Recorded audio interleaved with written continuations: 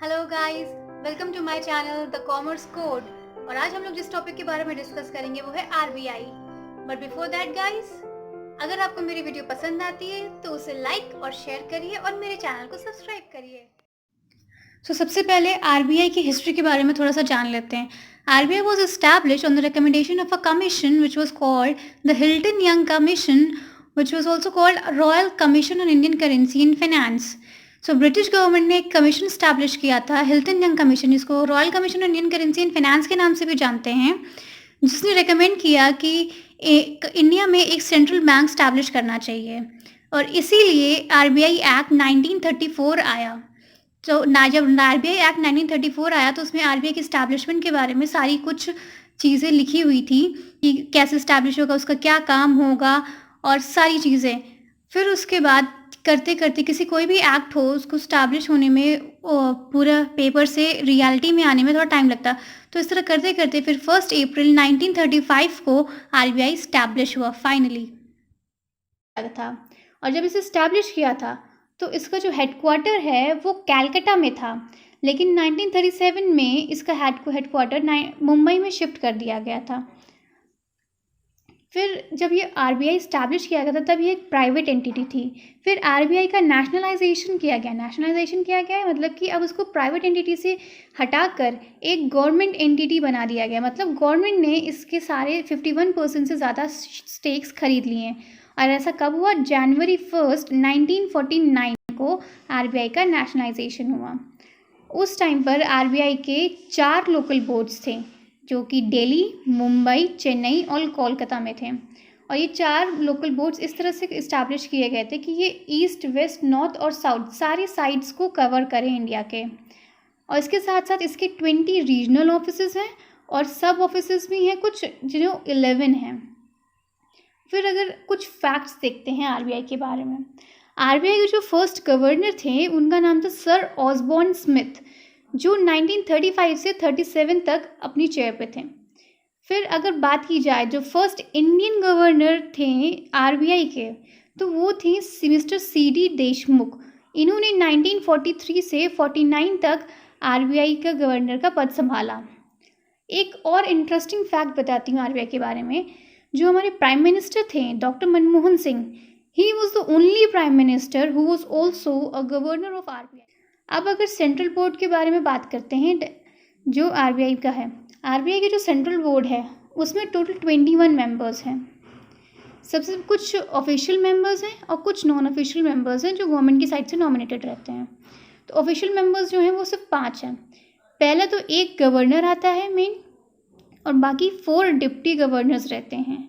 अब अगर non official members की बात करें तो उनमें 10 मेंबर्स रहते हैं जो अलग अलग फील्ड से आते हैं, जो गवर्नमेंट नॉमिनेटेड रहते हैं। और 4 डायरेक्टर्स जो रहते हैं वो लोकल बोर्ड से रहते हैं। जो लोकल बोर्ड्स हमने बने थे दिल्ली, मुंबई, चेन्नई, कोलकाता, वहाँ से एक एक डायरेक्टर, वहाँ का उस बोर्ड का एक डायरेक्टर यहाँ पर आता है। फिर 2 गवर्नमेंट ऑफिशियल्स रहते हैं यहाँ पर। तो total 1 governor, 4 deputy governors, 10 members from various fields, 4 directors from local boards and 2 government officials. Total आप इसको करेंगे तो आप इसको 21 आएंगे। तो आरबीआई का जो सेंट्रल बोर्ड है उसमें 21 मेंबर्स रहते हैं। नेक्स्ट है आपको बताती हूँ कि प्रिंटिंग प्रेस। जो प्रिंटिंग प्रेस होती है उनका काम होता है कंट्री में नोट्स की प्रिंटिंग, नोट्स प्रिंट करना, ये काम होता है प्रिंटिंग प्रेस करना। तो इंडिया में 4 प्रिंटिंग प्रेस हैं। मैसूर में है एक सालबोनी में है, एक देवास में है और एक नासिक में है। इसमें जो 2 हैं वो गवर्नमेंट ऑफ इंडिया की हैं और 2 आरबीआई की हैं। इसमें से मैसूर और सालबोनी ये आपकी आरबीआई की हैं, और देवास और नासिक की जो हैं वो गवर्नमेंट ऑफ इंडिया ओन करती है फुल्ली। यहाँ पर जो हमें ध्यान देने वाली बात ये है, एक या ध्यान देने वाली कह लें या फिर एक फैक्ट जो हमें यहाँ पे देखना है वो ये है कि जो गवर्नमेंट ऑफ इंडिया है वो कॉइन्स इशू करती है, वो नोट्स नहीं इशू करती, वो पूरे के पूरे कॉइन्स इशू करती हैं। और इसमें केवल एक एक्सेप्शन है। गवर्नमेंट ऑफ इंडिया केवल एक नोट इशू करती है, वो है 1 रुपये का नोट, दैट्स इट। और आरबीआई जो है वो 2 रुपये और उसके ऊपर के जितने भी नोट्स होते हैं वो सारे के सारे आरबीआई इशू करती है। यहाँ पर एक और फैक्ट मैं आपको बताती हूँ कि जो मैक्सिमम डिनोमिनेशन है जो आरबीआई इशू कर सकती है, मतलब मैक्सिमम डिनोमिनेशन, मतलब कि जो मैक्सिमम नोट है, जो हाईएस्ट अमाउंट ऑफ नोट है जो आरबीआई इशू कर सकती है, वो है 10,000 रुपीज़ की। जैसे हम लोग के पास 100 रुपये की नोट, 10 रुपये की, अभी करंटली 2,000 रुपीज़ की हाईएस्ट है नोट। आरबीआई इसी तरह से करते करते 10,000 तक की नोट इशू कर सकता है। और ये 10,000 रुपीज़ की जो नोट है, ये हमारे पास सर्कुलेशन में थी पहले, लेकिन फिर इसका डिमोनेटाइजेशन कर दिया गया था। नेक्स्ट है हमारे पास मिंटिंग प्रेस ऑफ इंडिया। अब ये मिंटिंग प्रेस वो प्रेस होती हैं जहाँ पर सिक्कों की ढलाई होती है, टकसाल बोलते हैं इसे। तो ये भी 4 हैं, एक मुंबई में है, एक कोलकाता में है, एक हैदराबाद में है, एक नोएडा में। और ये चारों ही गवर्नमेंट ओन्ड हैं। क्यों? मैंने आपको बताया था कि जो सिक्के हैं, जो कॉइन्स इशू करती, ये काम कॉइन्स इशू करना गवर्नमेंट का है। तो गवर्नमेंट, इसीलिए ये सारी की सारी जो मिंटिंग प्रेस हैं ये गवर्नमेंट ओन्ड है। और मैंने इसीलिए यहाँ पर लिख भी दिया कि गवर्नमेंट ये सारे के सारे कॉइन्स इशू करती है। और किस एक्ट के अंतर्गत करती है? कॉइनेज एक्ट 2011 के अंतर्गत गवर्नमेंट सारे के सारे कॉइन्स इशू करती है।